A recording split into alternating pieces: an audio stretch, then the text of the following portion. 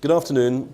My name is John Arnold. My long title is I'm the regional director for Western Europe. In effect, I'm the sales guy looking after the team in UK and Ireland. Apologies, I'm in the fourth day of man flu, as my wife calls it, and most of our ladies call it. So I was coughing and spluttering earlier, and I will try to do my very best to stop coughing and spluttering during this presentation, but it feels like it's about 95 degrees in here at the moment, which it might well be. So, and the other thing is, I'm wearing a blue shirt. Anybody in this room who's got the same shirt on is a member of SimpliVity. Most of the guys here actually are not snake oil salesmen like me. They're actually solutions architects. So ask them a question, you'll get an honest answer. Isn't that right, lads? Yes. So, what I'm also going to attempt to try and do in the next 30 minutes is to give you a whistle-stop tour of why hyperconvergence is a good thing to look at. And I would say to you, even if you don't look at SimpliVity's version of hyperconvergence, and I actually think there is only one version of it, but we'll come on to that later, look at somebody's, because this is absolutely a different way of doing things and will give you massive payback in the future. This industry is going through massive disruption, as we all know. The reason Dell buying EMC is because the market is changing, and that is a defensive move. EMC had 45% of the storage marketplace. The storage marketplace is being consumed by hyperconvergence, which means lots of other things as well. So just please do look at hyperconvergence, even if you think I am a snake oil salesman, I'm too much like Donald Trump, to take this further, which hopefully that won't be the case. So, somewhere I have this switch here. A couple of things here. IT is stuck. This is giving you some context. Really, 50% of budgets are flat or down. Anybody in the room got more money this year than last year? Yeah, one person. Great. Take his name. We're going to talk to you. Fail for that one. That's fantastic. And you know, greater than 60% of mid-sized companies, which are most companies in this country, are not employing more staff because there's massive pressure. And you know, we're in London in a fantastic office building. If you were in the West End, you'd be paying something like 140 square foot for your office space, which makes, if there's a rubbish bin here, anybody selling rubbish bins, it must be really easy, because a rubbish bin, you know, it's going to sit on a space at 140 pounds worth of ground space, if you see what I mean. The point is, it's a very expensive place to keep people in place. That is why people aren't hiring like mad at the moment. And that's true in many other places. And also, there is a genuine skills shortage in the provision of infrastructure in this country. And a lot of companies involved in, say, the public sector are finding it incredibly difficult just to kind of keep staff, to keep the lights on. It's a real challenge. Anybody disagree with that? Anybody think it's easy at the moment out there? No? Okay. So, another really interesting aspect to this is IT engineers are IT engineers. They're generally not IT mechanics. Mechanics are really important, but engineers design things rather than fix things in general terms. An awful lot of IT engineers today are trying to keep the lights on. They're fixing things rather than designing things. And this is completely wrong in that only 20% of the time of an IT engineer is spent on innovation and new projects. The rest of it is about keeping stuff going. And what I wanted to show you is a way of doing things which will turn this on its head, so that you spend 20% of your time on trying to keep the lights on, keep the infrastructure going and managing, patching, all those kind of things, and 80% of the time in working out how IT is going to improve your business. If I can do 10% of that, then I've accomplished something today. And you know, the data problem, we all know this. The growth of data is enormous. I remember talking to a government department 15 years ago, and they were suggesting there was only 3 petabytes of data in the entire world. There are corporations today who, that's a rounding error almost. So data is growing astronomically, but that's not a problem. Because we can provide that infrastructure. What the problem is the I/O gap, is the disk performance, and it's shrinking backup windows and more stringent RTOs and RPOs. Those are the big issues there. And one of the ways that someone put this to me not so long ago in terms of this kind of issue is back in the day when we just had gigabyte drives running at 750 RPM, that was a bit like supping beer from a pint glass through a straw. Today, our discs are running at twice the speed. So now we've got 2 straws to sup our beer. But we're supping beer from not even a barrel, we're sucking it from a lake. That is a problem in terms of accessing that information. And that's why we've seen such a fast rise of flash memory vendors and all the complicated nature of which one's right and what have you. So again, I believe we have a solution that helps to mitigate that kind of issue, because the best I/O you ever make is the one you don't have to do. We avoid the need for I/O. And I'll try and explain what I mean by that as I go along as well. So I'm really setting myself up for a fall here. But if I can't explain it, then one of the guys in the blue shirts will explain it, because they're much cleverer than me. So we now today have an accidental architecture. This is an architecture that was born in the 60s and 70s and carried over into the noughties. Basically, what it is a Frankenstein's monster of different parts that had to be stitched together to provide our infrastructure. From the days of amalgamating storage to VMs into the ability to consolidate data centers, which meant we needed WAN optimization, great stuff. I worked for Riverbed for 5 years back in the early part, in 2004 onwards, great company. They were there, as I say, to allow you to do that, and at the same time, other companies like Commvault and Diligent, whatever, were set up to ensure that the data you had was, you had some ability to back up, and you had some kind of data protection regime. So all these kind of things came along, and then SSD, because of overcoming the beer problem that we all spoke about, and Cloud Gateway and SSD caching and all these kind of things. And a plethora of different, you try saying plethora with a cold, plethora of data protection apps there as well to ensure that we can get access to that data. So that was the accidental architecture that grew up over 30 years, post-mainframe. And we see why all these things happened, as I mentioned earlier. I won't go into this in terms of time, but this is very much like any corporate infrastructure.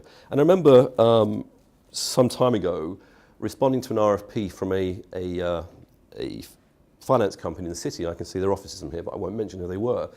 And they had 20,000 workstations. And they sent us an RFP, and it said they had 16,000 servers, which we of course said it's not 16,000 servers. That's a mistake. It's 1,600 servers. When we got there, they actually sort of laughed at each other in their massive wood encased room, and said, "No, actually, we probably think we've got 22,000 servers." Which was amazing, 22,000 servers, and you've got 20,000 users. Anyway, mind-boggling. But it's kind of useful. So this is why we saw the growth of data center consolidation, all those kind of good things. And then, as I mentioned, other devices. So we know we have all of that kind of stuff there, and all that replication, duplication, and all those different processors and power supplies, all those kind of things. So what will you do? Your data is growing, your budget is flat or going down in many cases, staffing is a problem, and complexity is getting much greater. We've seen a similar kind of slide earlier. But what do you do? So our vision is simply this. Everything that is below this orchestration and management level, so everything above the VM layer, as it were, all of those products that we mentioned and solutions and those different panes of glass of management and those different courses one has to go on and those different support percentages one has to pay, all of that potentially can be removed. Because we believe that the best of both worlds, as we call it, in terms of getting enterprise capabilities, so all of those things an enterprise needs, together with cloud economics, so all the infrastructure below the hypervisor, and this is anywhere. This is public cloud, private cloud, robo. And we contend that robo is dead because with our technology, it's not remote any longer. We allow the very, very full management of remote offices, so they're no longer remote. But we'll explain that as well in a second. On any x86 platform, can be powered by OmniStack, by our software solution. So our software solution simply is poured into UCS, off it goes, and it works. So what I'm explaining is simply the smarts here are in software, and one small little bit of an FPGA, a little bit of hardware that helps to do these things. And the net effect of this gives you potentially a return on investment of over 3 times. Now, everybody talks about these things, you know. My ROI, my TCO is massive. So I want to kind of explain as much as I can in the time I have how that all works. And if anybody has any kind of contentious, I don't believe that he is Donald Trump, whatever, please put your hand up and let me try and do Donald Trump on you. Let me try and do a Hillary Clinton or a Bernie Sanders on you. So the other thing I just wanted to explain is why, as I mentioned earlier, I talked about hyperconvergence. I actually really believe there is only one hyperconvergence vendor out there. There are lots of convergence vendors out here, but hyperconvergence is not about necessarily the hypervisor and converging. It is about removing virtually everything you need below that stack from your data center. That is what hyperconvergence is. So there are a lot of solutions out there which are convergence. And it is becoming a very cluttered marketplace with a lot of people saying, hey, I'm hyperconvergence too. Because there is some marketing noise out there. And some of those companies are simply putting, put it graphically, lipstick on the bulldog. They're making older technologies appear to be much, much more enticing. And some have some interesting things to say as well. And as I said to you earlier in my opening remarks, whatever you do, go and talk to some people and find out that there's a new way out here, but a new way of doing things. But I just wanted to give you a view in terms of what we think are the differences. So we had the legacy stack, and Chris mentioned some of this earlier. And then we had some of the leaders of convergence coming in from 5 years ago, who were able to, in effect, give you one throat to choke, one SKU, and in effect, what that said was, Mr. Customer, we give you a reference architecture in 45 days' time, we deliver this to you. Great, made it much less complex, but one thing it didn't do was reduce complexity, because you've still got all the same panes of glass of management, and it certainly didn't reduce costs, because there's generally one more snout in the trough. I think that's a fair thing to say. So Convergence 1 was good, but it's now being superseded by other ways of doing things. And then some of the other vendors came along and said, you know what, you don't need to buy all of this stuff above this line in green. You don't need to buy the shared storage. You don't need LUNs and all that kind of stuff any longer. You don't need storage switches, or not so many of them, and you don't need all this service, because we will put that all into one device. And that's great, and that's incremental in its value, and it helps you scale and all those kind of things. But what it doesn't do is to address the issues below the line there. So all the backup issues, the WAN optimization, cloud gateway, all those kind of solutions, which are at least half of the cost and maybe more of the cost, and much, much more in terms of the complexity, if that makes sense. So in terms of delivering ROI, it is about 2 things. It's about CapEx, so do I have to buy all of this stuff, all of that stuff? And OpEx, how many skill sets do I still need to run my infrastructure? And if you need 5 or 6 different skill sets, then it's expensive, as we all know. Our vision is to give you all of the things that you need, the reason you buy a converged system, with the data protection, the efficiency, all of those things that an enterprise needs, so you can run all of your tier 1 applications on this technology, but to give you the cloud economics of convergence 2 boxes where they're much cheaper, so they're simple, they're lower cost, and generally those technologies are used for tier 2 and 3 applications in VDI, and be able to deliver all of that into an environment, if this wants to carry on working, into an environment that has the best of all those worlds, where just with our technology, and for some reason that's not doing what I want to do, but anyway. So with our technology, just on the 2U devices, you get all of that capability. And when I say one pane of glass of management, I was talking to someone earlier who had to leave. The key thing here is there is no SimpliVity skill you need to use. The only thing you need to be able to run all of this complex environment with industry-leading data protection is simply some vCenter skills. That's it.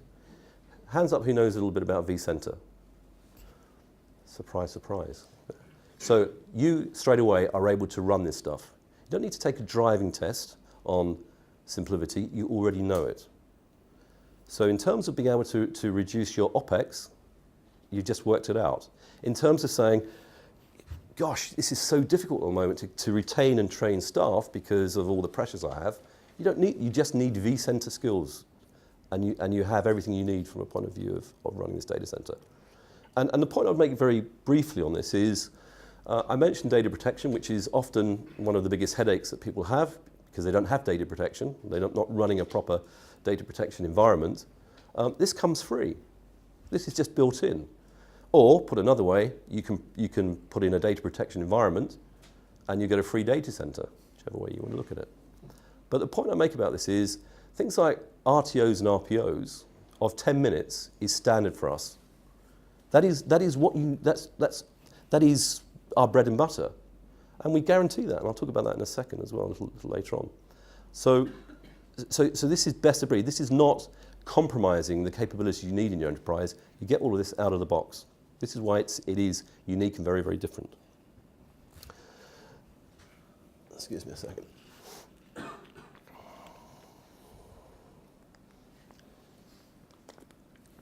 So how do we do this? Very quickly, because where is the snake hole in this presentation? We do things, one of the things that makes us fundamentally different from any other vendor is we get to the data first and we turn data into metadata. So in a general environment, you get deduplication and optimization, all that kind of stuff happening all the time. It can be 10, 12 different instances in a moderate size data center. Because we get to it first, we in effect negate the need for any other device that is going to deduplicate your data. And we do this once and forever across all tiers of storage. Once and forever. So someone once said this stuff isn't rocket science. It's much, much more complex than rocket science. It's all about algorithms. But it's the way the algorithms actually allow you to do that to the data. So we hold metadata. Once we've seen a pattern of data, we don't have to see it again. So it makes it very efficient in both storing it and both in terms of how we move data from point A to point B. But also I mentioned about IOPS and not having to do IOPS. If you imagine you're in a world where everything has been deduplicated and is held as in metadata on flash memory, then if you've already written data once to a hard disk, you know it's there, you don't have to write it again. So just capture that thought for a moment. That is why this is so efficient using spinning disk and SSD, because we hold data, the components of data in metadata, and we never have to write it twice. So from east to west, you don't have to move the information once you know it's already there. North to south, the same thing. Okay? And again, appreciate that's a concept that is difficult to take on the fly when I'm gabbling away at speed with a blocked nose. Please, if you have any concerns about that, talk to one of the guys in the blue shirts. How am I doing for time, please? Because I can't. I'm okay. Yeah, 10 minutes left. Perfect. So we do that, and we do this at the same time. I mentioned about the vCentricity, the fact that you just need to know a little bit about vCenter. And later on this year, if you're looking at Hyper-V, we'll be supporting Hyper-V. We love VMware, it's great, 60% of the marketplace, but everybody wants a plan B, just in case. So we will give you a plan B later on this year. But right now, this is VMware vCenter. So these devices, will allow you to globally federate them. They all speak the same protocol, the same language. They're moving the same metadata from point A to point B. So what that allows you to do, therefore, as a business case, is manage all of your remote offices, which no longer become remote offices, from a single point globally. It could be in the UK, it could be across Europe, it could be literally across the world. And if I have time, I'll tell you about some real business cases in customers in the UK, not in the US or somewhere else, but customers that we have in the UK who are doing these things right now, and companies who you'd expect to be quite conservative in their approach. Sometimes you get lucky and you find a customer's got pain and they have to trust you, and they trust you, and it works, and they buy more, which is great. And I mentioned the built-in data protection. So we will guarantee an RTO of 10 minutes, an RTO of 10 minutes. It can be much less than that. There's a lot of other great things there as well. Okay. We don't have time to go into too much there. And if anybody is really kind of interested in the concept of how this stuff really works, then one of the guys in the blue shirts will do a demo and show you how this works. Correct, guys? Are we able to do that? Luke puts his hand up. So Luke's checked he's got some internet connectivity and can do this kind of stuff. So why is this useful? You know why. Go to market faster, reduce your cycle time. We were talking about shadow IT earlier. One of the biggest threats to the security integrity of enterprises today is this: the fact that business units are not prepared to wait for corporate IT to deliver on time. Well, it depends on what on time means. They're not prepared to wait, so they either go and buy their own stuff, and literally will buy their own stuff, their own servers, their own SANs, I've seen, or they go to a cloud provider. And it breaks the whole kind of compliance issue in corporate IT. Reducing costs, everybody wants to save money, everybody wants to do more, everybody wants to be able to actually add real value to the business, rather than just doing the status quo, holding the status quo, and of course improve productivity. Okay, so a couple of things here in terms of where this can be used. There was a question earlier, can it just be used on one or two things? And these aren't in 1 to 10 in terms of 10 is the least and 1 is first, so just rank that way. Data center consolidation, so anybody who actually wants to be able to consolidate their entire data center can do that. You know, we started off as a data center consolidation business, and we branched out into easier things to do like VDI and Robo. But that's key. People are out there today running their entire infrastructures on our technology, and some people who you would think would be quite conservative. Barings Bank, Barings Asset Management, they're not a bank, they're an asset management business. They spent 18 months looking at this kind of technology because they're very conservative, and these days very risk adverse. They have settled on using this for their data center infrastructure, and several others in the city, you mentioned. Remote office, branch office. Disneyland in California runs on our stuff, supplied from Chessington, because Disneyland is actually owned by a British company. Sorry, not Disneyland. That's a really terrible thing to say. Legoland. Legoland is owned by British. They actually are this particular company are the second largest entertainment or theme park business in the world, Merlin Entertainments. So the London Eye, Madame Tussauds, Sea Life Centres are all owned by Merlin. And strategically, they are rolling out this stuff to all of their sites. So when I say Legoland in California runs on our technology, Legoland in California runs on our technology, managed from Chessington, remotely deployed, set up, whatever. This is big time stuff for many organizations. Hosted Cloud, one of the largest SIs in the UK, Computer Center, use this. They don't sell our stuff, they use it internally to provide managed services to their customers. Small companies who are growing really quickly, people who just want to improve their data protection environment, and so on and so forth. Test dev, DevOps, which means just I'm trying to get my software out into the marketplace faster and do lots more iterations on a daily basis or even an hourly basis. DevOps, this is great. Anybody involved in software development here? If you are, then this is a great solution because we can clone vast amounts of data like that, and you can go and put that into a test and dev environment and play around in it. So lots of interesting solutions, and we run on a whole host of different UCS boxes, from small to medium to large. So you can run your smaller remote offices, you can run your large remote offices or smaller data centers to large data centers.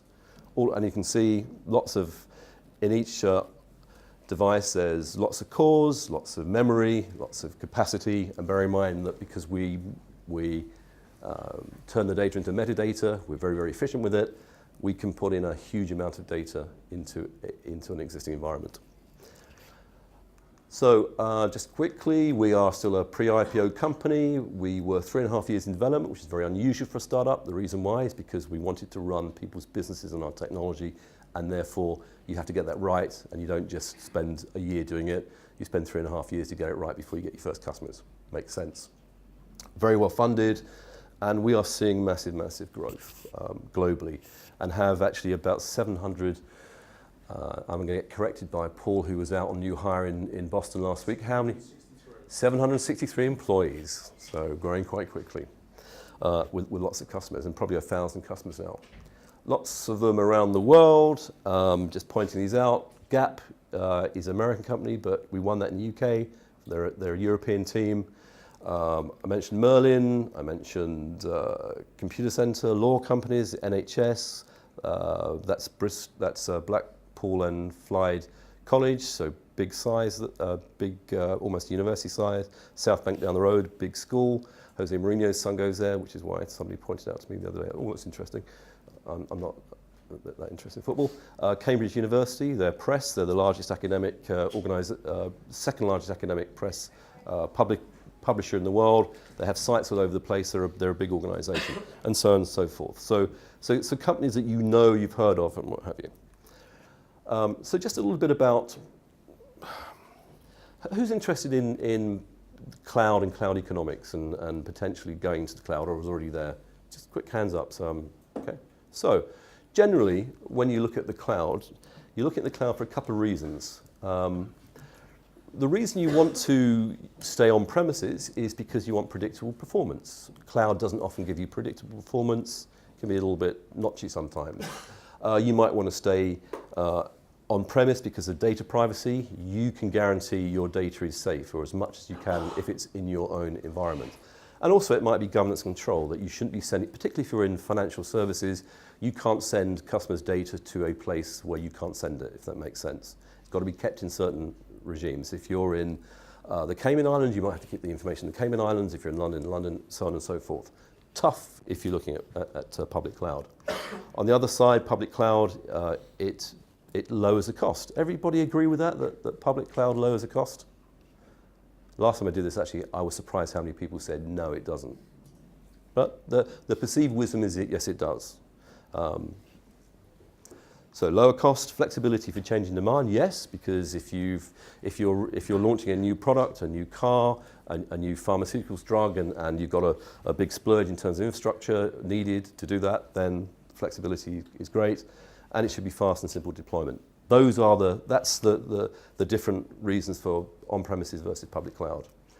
I'm not going to go into this right now because I don't have enough time. But just wanted to mention the point here. So we've done some work with a couple of companies, with ESG and also Evaluator. And what is interesting about this is the scalability, the linear scalability of using 2 of our nodes, 4 of our nodes, and what have you. So you can scale very, very simply in terms of how many more VMs you use or more capacity you get. And also the ability to run those tier 1 applications. But the part I really wanted to make here right now is the perception has been that private cloud, public cloud is cheaper. We used a company called Evaluator Group. Evaluator Group is well known for working as a consultancy in terms of TCOs for businesses. So an objective third party. And what we did in January, so a couple of weeks ago, is work out the differences in potential cost on using Amazon Web Services, and this is using probably the most expensive way of providing Amazon Web Services, because if you, let me rephrase that, using the cheapest way of using Amazon Web Services, not the most expensive. The most expensive way of using web services is this thing here called On Demand, which is a bit like hiring a car for an hour. What we've evaluated this against is the 3-year upfront reserve, which is like hiring a car for a year, much, much cheaper. And what Evaluator, their summary on this was quite simply that when we're getting to somewhere like 206 VMs, we are 206 VMs. We are on a par with Amazon's Web Services in that configuration I just mentioned.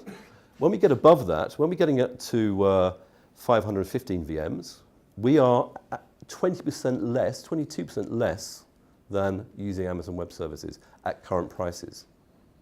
So that's kind of interesting, and that goes against the received wisdom.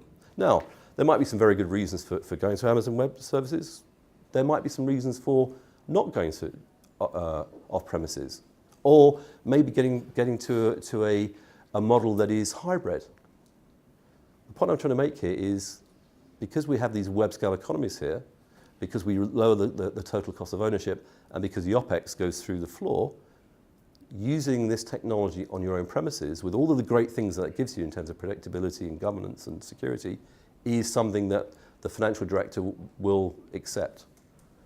And there's a lot of other soft costs in terms of the networking, getting those web services up and running that aren't always factored into the cost. So just a point I wanted to make in terms of why hyperconvergence is extremely competitive and should be considered in terms of the cloud environment. And there's a bit more information on that. So this is the cumulative costs for 515 VMs over 3 years, using those different Amazon menus there, from the 1 hour car rental to the yearly car rental or 3 yearly, against the cost that we have there. Now, it's easy for me to say this and present this.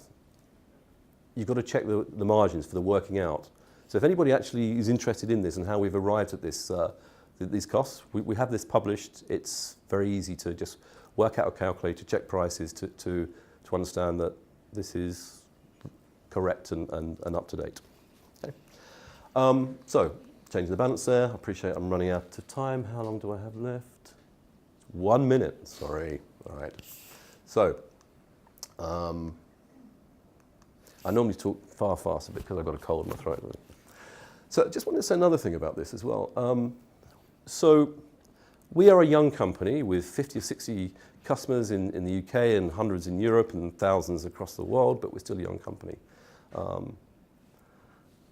We're partnering with Cisco here, so they're a much older company, so they're not daft, but the point is, and they wouldn't partner with us if this was risky, but to completely de-risk this for you, if you were to look at putting this technology into your environments, you might say, well, what's it going to do for me?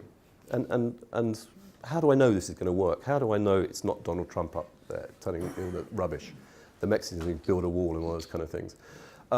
It's because of these kind of things that we can guarantee in terms of efficiency, protection, simplicity management, availability. What we'll say is that we will guarantee, and this is in our EULA, this is, if we don't do this, we give you your money back. So nobody likes to give money back, so we are sure that this will work for you. In that, if you don't see 90% capacity savings across all of your storage, including backup, we'll give you your money back. If you can't protect your VMs 60 seconds or less on average for local backup or restore of a 1 terabyte VM, we'll give you your money back. Simple, 3 clicks to backup, restore, clone or move a VM from a single console. If you can't do it in 3 clicks, give you your money back. Manageable, 60 seconds or less on average to create or update backup policies for thousands of VMs from a single console. If we can't do that, you can't do that, we can do it. If you can't do that, give you money back. And lastly, hyper-available. Add or remove a local remote SimpliVity system without downtime, without interruption, to local remote backups and without reconfiguration of backup policies. That's a mouthful. If we can't do that, we'll give you your money back. We guarantee this. We stand by our technology. This is why this is so, so different. And just lastly, as we talk about this, this is in terms of using our latest version, so you haven't got an old version you bought 3 years ago, et cetera, et cetera. The warranty is described in it, so this is all the bit you have to always say when you make these wild assertions, back it up by a little bit of legalese. And lastly, support is very important, because if you're using this kind of stuff, and I say to you, run your business on me, trust my company to run your business, you want to know that the support that we have is world class. Our support runs at the highest of industry metrics at the moment. I think it's like 9.6 out of 10 in terms of execution satisfaction. That's all kind of good, but the point that really matters here is we have 25 support engineers based in Cork in Ireland. Why are they in Cork? Because that is the centre of the virtualization and storage industry. Dell, VCE, VMware, everybody's over there. So it makes there's a great pool of talent, and that helps us to protect your business. So, out of time, any questions? Now, they can be as difficult as possible, because if they are difficult, I'll just ask one of the guys in blue shirts to answer. But any questions? There are no stupid questions, maybe just stupid answers, I don't know. But feel free to ask in the minus minute I have left. Okay, great. Well, if afterwards, when there's a few drinks and you're a bit more relaxed and whatever, speak to one of the guys in the blue shirts. Thank you. Thanks, John. And just quickly before I hand over to Neil, just to wrap up the technical sessions. For those who don't know Focus Integration, we're one of Cisco's most trusted and successful UK data center partners. We're also Cisco's #1 mobility partner working within their cloud networking division. We've worked with Cisco for close to 15 years now and have some great customers who have worked with us for that amount of time, some of which are here today. So if we can have some time with you afterwards at the bar or introduce you to any of those customers, please let us know so we can take the conversations forward. In terms of follow-up procedures that we can do with you guys, we can have some WebEx sessions demoing the software. We can have face-to-face meetings. We've got labs set up with this technology in the labs, so if you actually want to use this technology, that includes SimpliVity, also Cisco's UCS platform and Cisco's Nexus platform. We've got labs so you can test drive that for a day. As John mentioned, we can run TCO papers, so we can actually come into your business and do an analysis on your network and run a TCO paper to see how hyperconvergence stacks up for your business as well.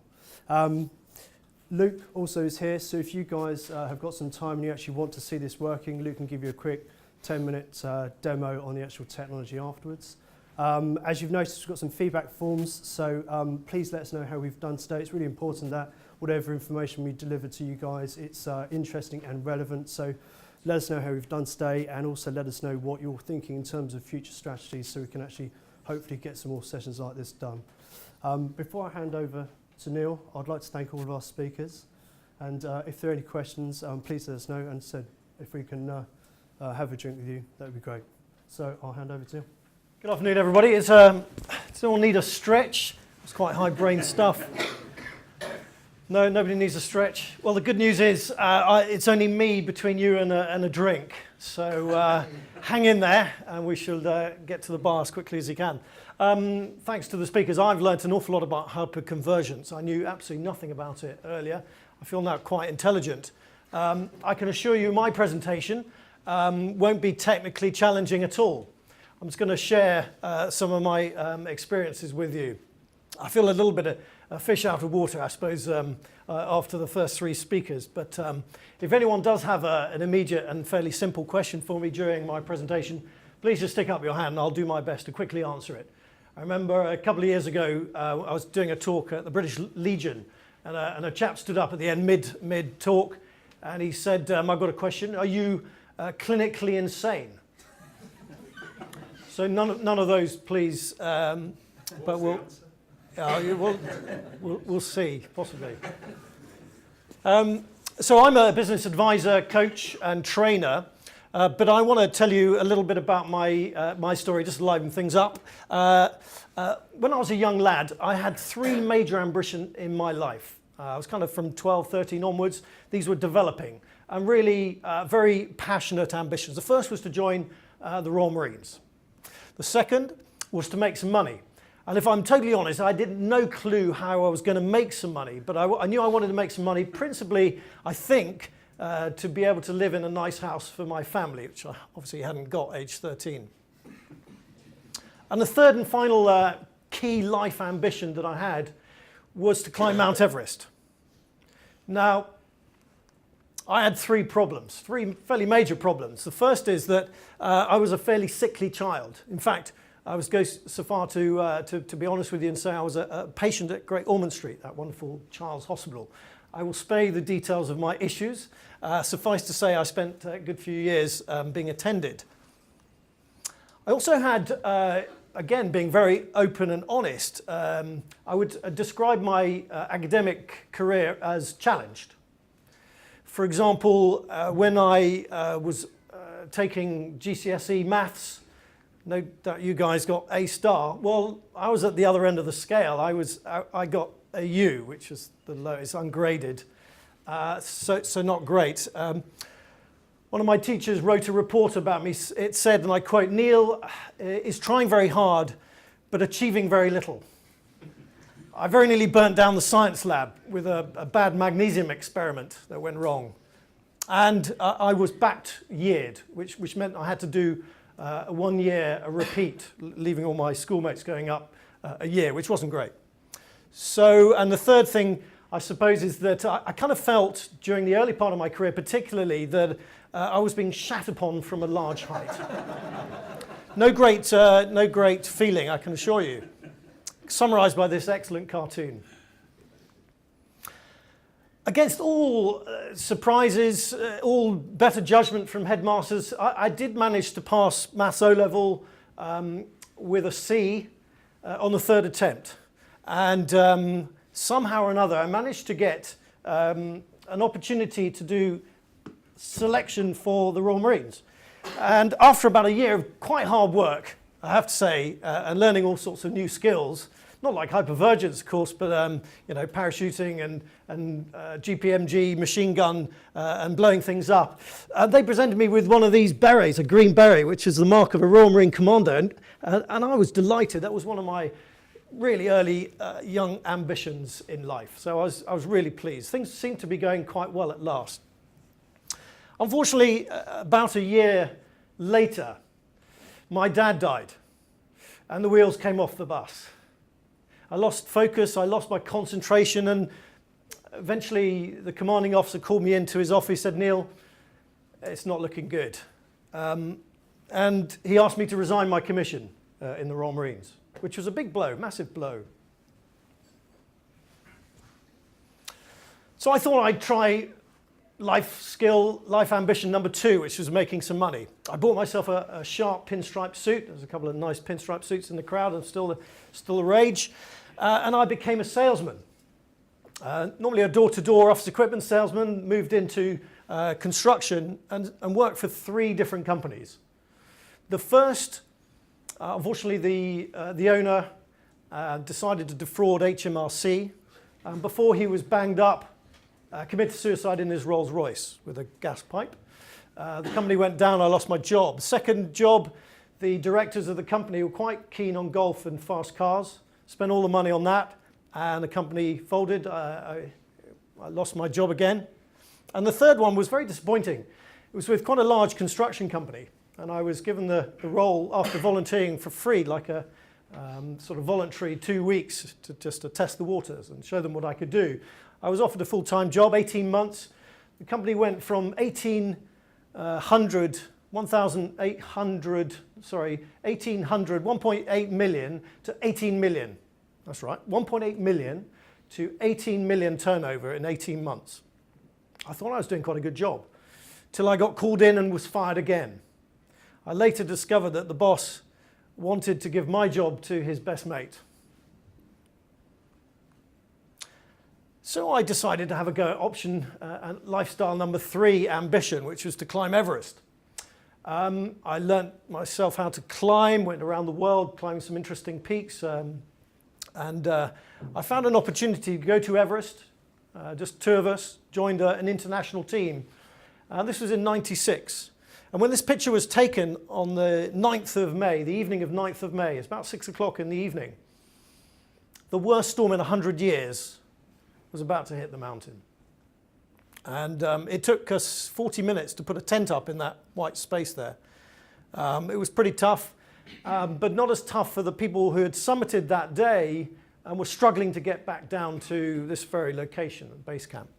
So it was a pretty tough time. Sadly, 8 people lost their lives. Many people got injured with frostbite and so forth. And it was pretty traumatic 48 hours I spent at this location. So things really weren't looking too good. And I suppose I felt a little bit like the bloke who owned this desk and chair. And I suppose I really needed to find the ingredients to success. What the hell were they? And I suppose over the course of the next few years, the odd decade here and there, by learning from other people, testing and adjusting, and really experiencing for myself what works and what doesn't work, I think I've at least uncovered some of the critical factors that certainly have helped me, and hopefully you'll find some resonance with them. So the first one is motivation. And for me, motivation is really important, particularly 2 aspects of motivation. One, the vision. And for me, that's the what. What is it that we're doing? And number 2 is the purpose. And of course, that's the why. And if you have those two things in place, then motivation generally follows. You know what you're doing and why you're doing it provides good motivation. So for example, in this picture here, just a couple of summers ago, a friend of mine, John, another John, we decided to attempt to paddle across the Solent in a bathtub. So that was the what. The why, well, nobody had done it, and we wanted to find out whether it was possible. And yes, so we had the motivation. 4.5 hours, in case you're wondering. Narrowly missing this rather large ship in passage. Of course, leadership is really important, and the Marines and the military do really elaborate on the leadership front from a strong perspective. But it's really, for me, it's really clear, whatever walk of life we're in, IT or whatever, if we can create as leaders, I think, a compelling and inspirational picture of the future, kind of whatever happens, whatever the disasters that befall us, the obstacles in the way, then I think we can persuade people to follow us. And that, of course, ultimately is what leadership is all about. And so learning the skills of leadership for me was really important. And even to the extent of persuading city people here who'd never been on an expedition to join me on a mission to go to the South Pole skiing, take 5 weeks off work and pay me £40,000 to help facilitate it. I think you do need some leadership skills, and it does work. That's, in fact, the South Pole. A very skinny pole with a rather cheap mirror ball on it. Having spent all that money, you'd have thought they'd give you a little something better to celebrate with, but there we are, that's it. Strategy. Now, of course, strategy you'll know all about as business people. It's, of course, a plan for obtaining a major result. And I remember President Eisenhower, he said, a plan is useless, but planning is indispensable. Which, of course, I think what he meant by is you don't just stick with the original plan, it's going to have to change. And I think that's, in many respects, what we've been talking about this afternoon. And it reminds me of a little trip we did around the world, which required an awful lot of planning, a lot of strategy, was to play the 8 most extreme golf courses within 1 calendar year, raising money for various charities. And it was the hottest, the coldest, the most northerly, the most southerly, the highest, the greatest, the toughest, etc. All around the world in a very tight time frame. We got to Alaska here, playing the coldest round, minus 27. And unfortunately, our red and orange coloured balls just didn't cut the mustard. What I'd failed to appreciate in this very light snow was that you hit the ball and you lost it. Can anyone think of the solution, the plan that we came up with to overcome this situation? Nice idea, but no. You'd have taken 100 hours, probably 100 days to finish the round, but nice idea. Anybody else got any other ideas? GPS tracker, that could have worked, yeah, but we didn't have time to do that. This was a next day solution requirement. Okay, so we retired. We called it quits for losing too many balls. We went to the pub and we scratched our heads. We came back with the idea and we worked through the night by drilling a little hole in each of our remaining golf balls, mostly probably about 80 or so of them left, and we siliconed or super glued in a 3-foot length of red cotton. So you stood over the ball, whacked it. I never great at golf, I hit it a few yards, but when the ball was disappeared, but what you did see against the white snow and the fading light was the 3-foot length of red cotton. Dug away, found your ball, struck it again. We finished our round and finished the challenge. So planning is, of course, very important. Now, I think innovation is, this is all about innovation today, so I'm delighted to say that for those of you like me who are not feeling quite as intelligent as others, that for me, innovation can be achieved by anybody, even with somebody who got U in Maths O-level. But it is quite critical. You don't have to be a scientist or kind of understand in intricate detail this hyperconvergent stuff right to the nth degree. You can take some existing technologies, some existing ideas and be entrepreneurial and innovative. And if nothing else, do something a little bit different. So this picture is last summer, and it's a bunch of people playing polo on penny farthing bikes. Now, I didn't invent penny farthing bikes, 1860, and I didn't certainly invent polo, but bring the two together, a little bit of difference. And on our first outing, we've attracting 12,000 odd people spectating. Okay, it was at Cowdrey Park on Gold Cup Day, but it got into the Times. So not a bad bit of publicity, just by being a little bit different or innovative. Communication, of course, incredibly important. And I do think throughout my career, I do believe that a timely, an honest and careful one-to-one chat with somebody will resolve most issues. And I was working in my day job as a trainer with a group who patently weren't able to communicate with each other. I was scratching my head wondering what on earth I should do with this team. So I took them to the Navy Centre, where they have a sinking ship simulator. And let me tell you, as soon as they were in there, briefed obviously and trained, and the water was rising, what do you think happened?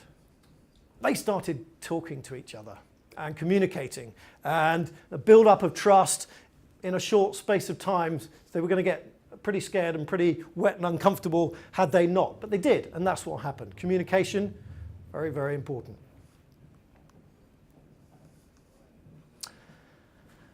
So, determination. I don't need to tell you guys that determination is highly important. But I will tell you that this chap here epitomised for me a lovely story. Glenn Shaw, a friend of mine, sadly no longer with us. His ambition in life was to see Everest. He was never going to climb it because he spent his life in a wheelchair with brittle bone disease.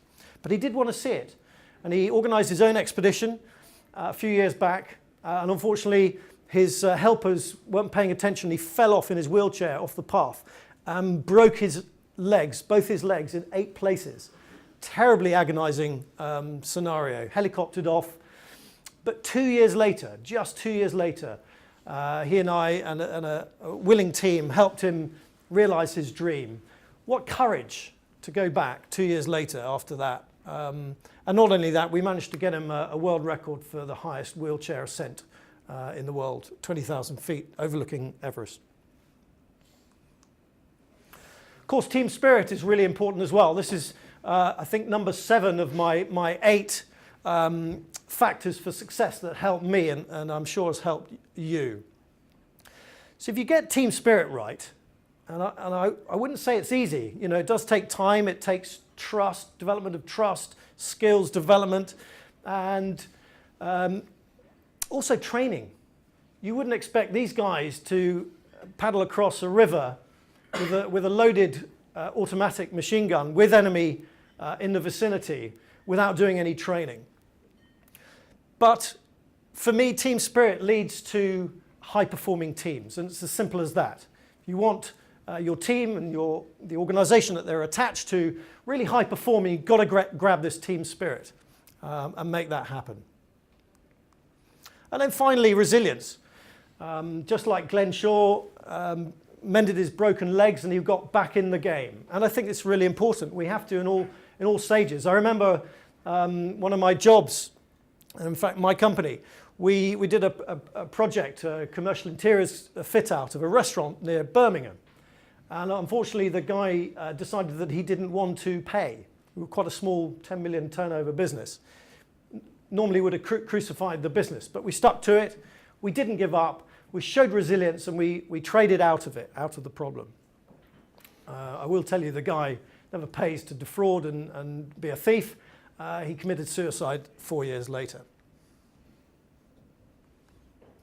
So here's the summary of what I think for me has really helped me from that disastrous start in life, losing all those jobs, getting booted out of the Marines, and failing to climb Everest. Kind of really has helped steer me towards hopefully better times. And if anyone wants a copy of this, I'm very happy to share it with you by email. You can stick it up on your fridge.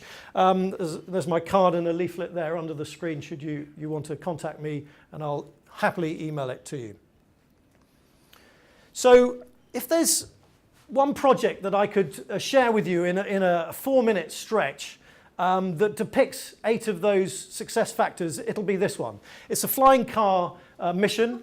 A friend of mine designed me a flying car about 7 years ago, and I wanted to make sure that we did a really dynamic road test drive, if you like. So we went, I organised 12 of us. We went from London to Timbuktu, crossing the Sahara Desert. Here's a 4-minute video snapshot. What I'd like you to do is think about, and you will see 8 of those factors in this short 4-minute video. You'll also see when somebody is flying across the Straits of Gibraltar, a very scared man.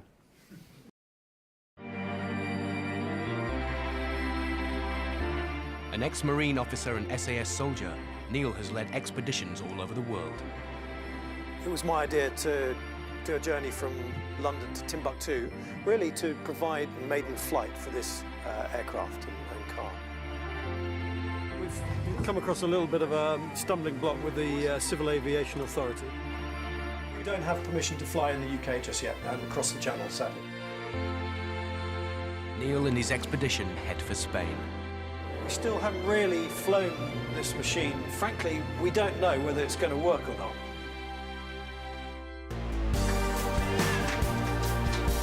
You know, it is very different to flying a plane and a helicopter. I mean, it is an extraordinary piece of equipment. I come off the power and I'm sinking along, but we landed it.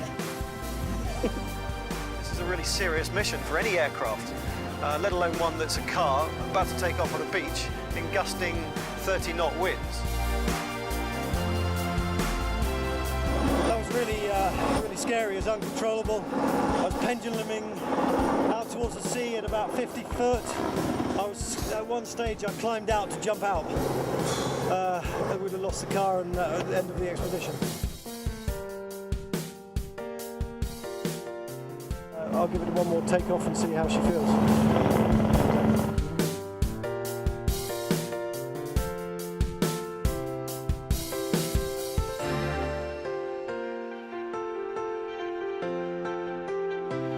I head-butted the windscreen. The steering column on the wheel snapped and I burst a tyre. Apart from that, she was fine. What are you worrying about? Neil Lawton is the first man ever to fly across the Straits of Gibraltar in a car. The expedition leaves Nouadhibou, leaving paved roads and any semblance of civilization behind them. You just had to look left and right, and you'd see destroyed, burnt out and blown up vehicles. We're just negotiating to buy a goat so that we've got some food. This is a life, isn't it? Popcorn and a goat. We're just about to set off into the middle of the Sahara Desert. Not a great time to be getting the spanners out, to be honest.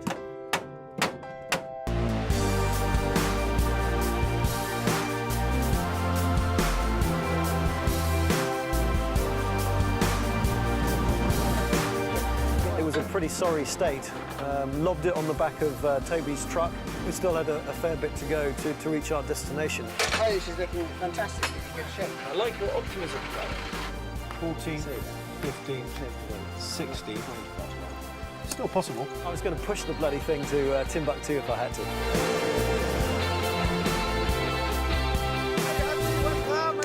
London to Timbuktu. Yes, we're here. Right, where do we get a beer around here? I hope you enjoyed that. That was taken. Thank you.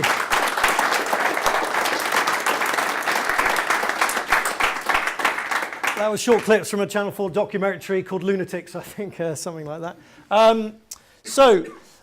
Where do we leave off? I had been booted out in the Marines, unfinished business, ladies and gents, age 20, early 20s.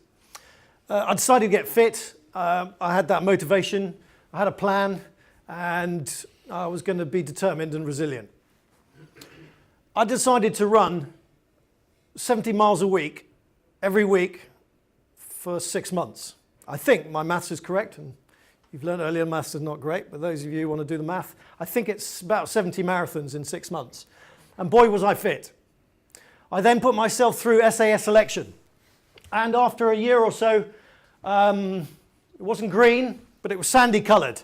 And I was really proud again to wear a 20-pound beret on my head. And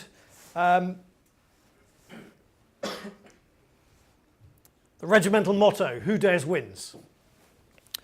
12 years service, started as a trooper, lowest rank in the British Army. 12 years later, retired as a captain. Lots of fun in between. Number 2, after 3 failed attempts at being employed, I decided to start my own company. A construction company, commercial interiors, design, build furniture.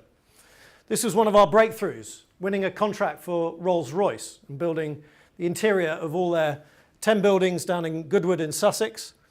I think that's me scratching my head wondering how on earth we were going to do it.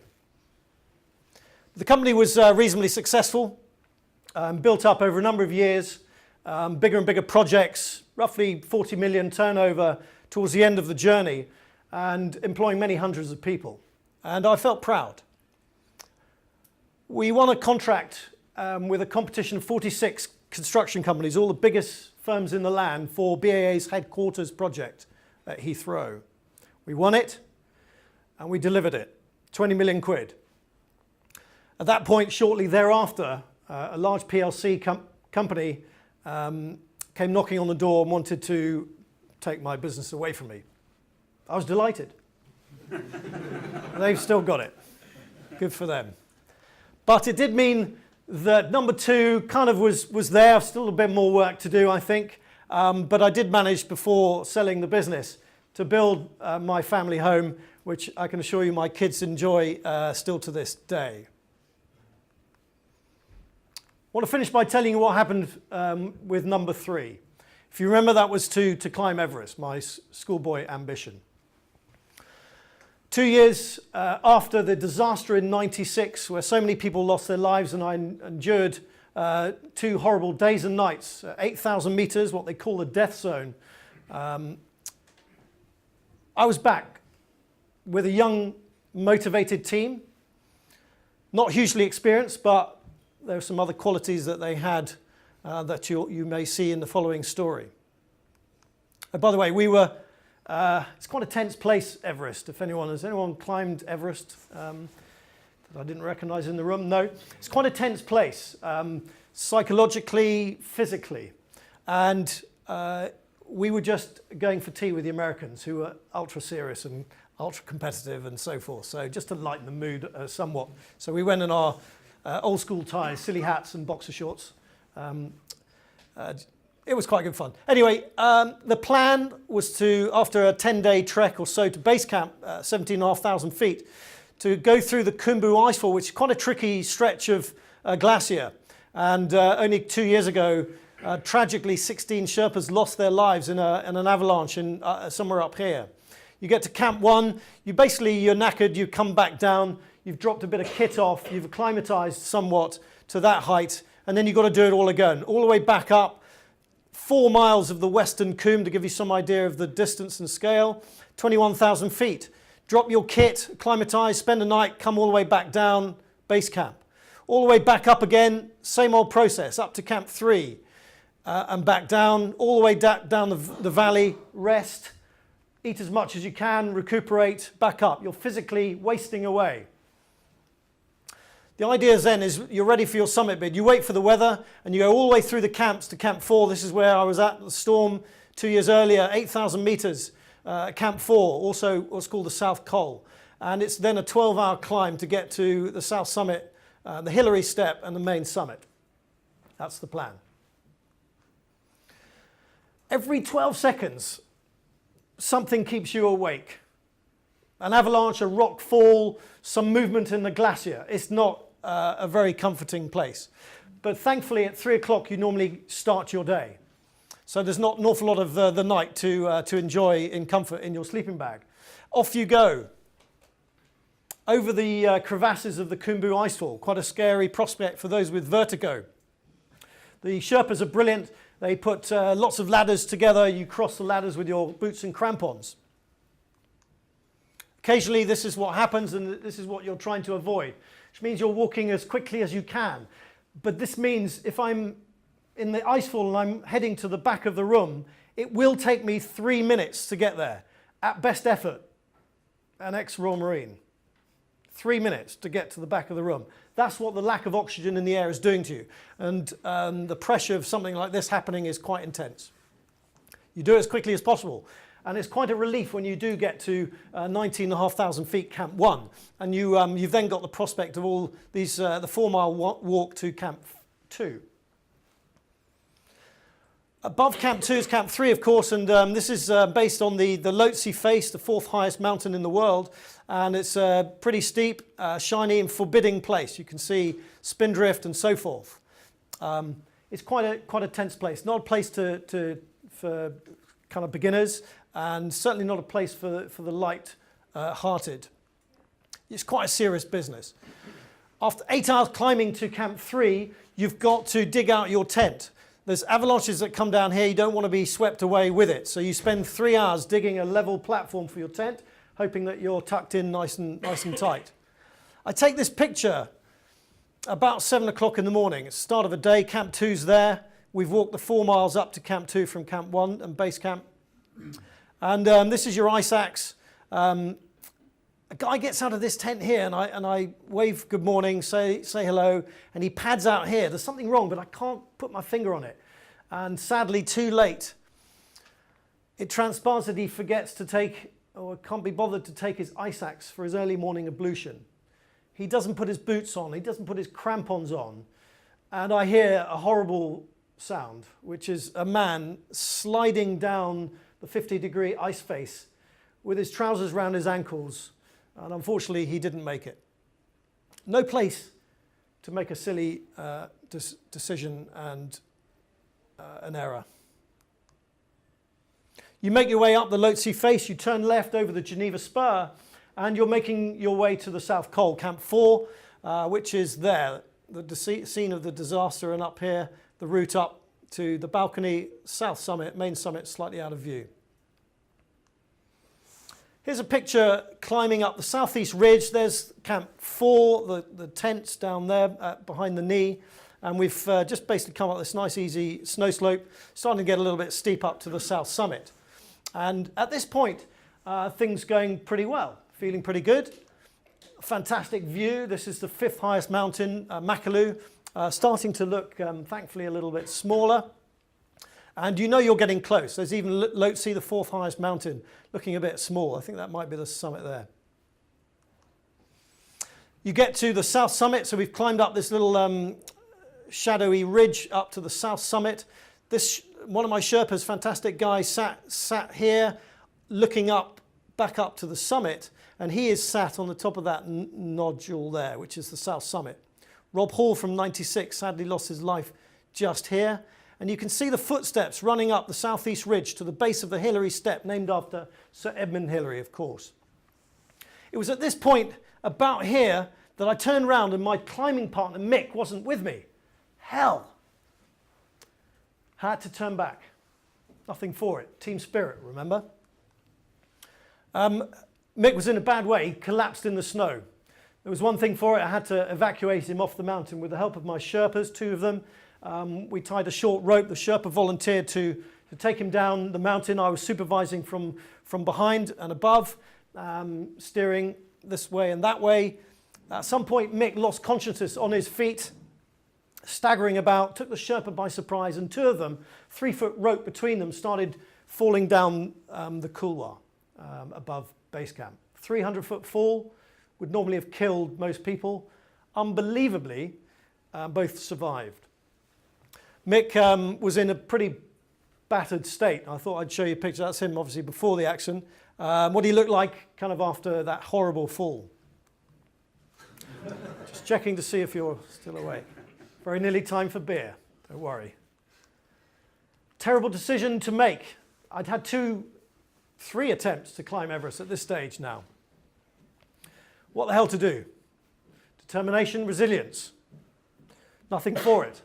The Americans, they love a terrible story, don't they? It was persuading me. It's in 50 years, Neil, nobody has been to the summit or the South Summit, let alone done a 4-day rescue and go back up the next day to try and attempt the summit. No, you won't do it. You'll die. A couple of pints of asparagus soup, a couple of Mars bars, and I was back up on the hill the next morning at 3. we made our way up the valley again, familiar territory by this stage. And about 5 days later, thankfully, we were climbing up the famous Hillary Step with just a couple of 100 meters to go to the summit of Mount Everest. I'm going to just show you a 1-minute video that I took.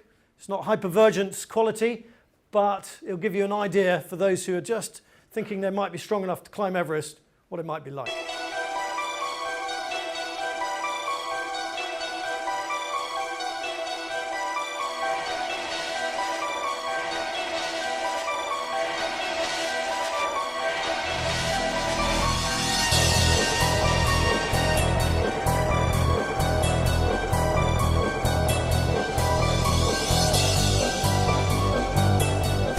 We're sitting here in a shitty little tent that's got holes in it at 8,000 metres.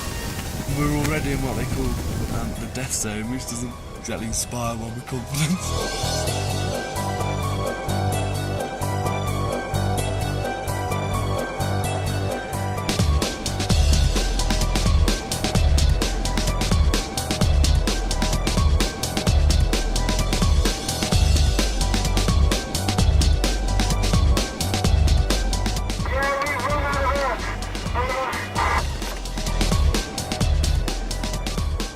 So my summit partner was young Bear Grylls, 23-year-old young lad. He became the youngest Briton to summit the mountain, kept the record for about 10 years. And you'll see I took a little flag with the regimental motto, "Who Dares Wins." And I'd like to leave you with one thought. I would encourage you to live a life and live a business life of who dares wins. Suffice to say, there may be the odd stumble, obstacle and oh dear me moment along the way should you choose to adopt that strategy. As I remind myself of my escapade attempting to run the bulls in Pamplona a few years ago. Thank you very much for listening.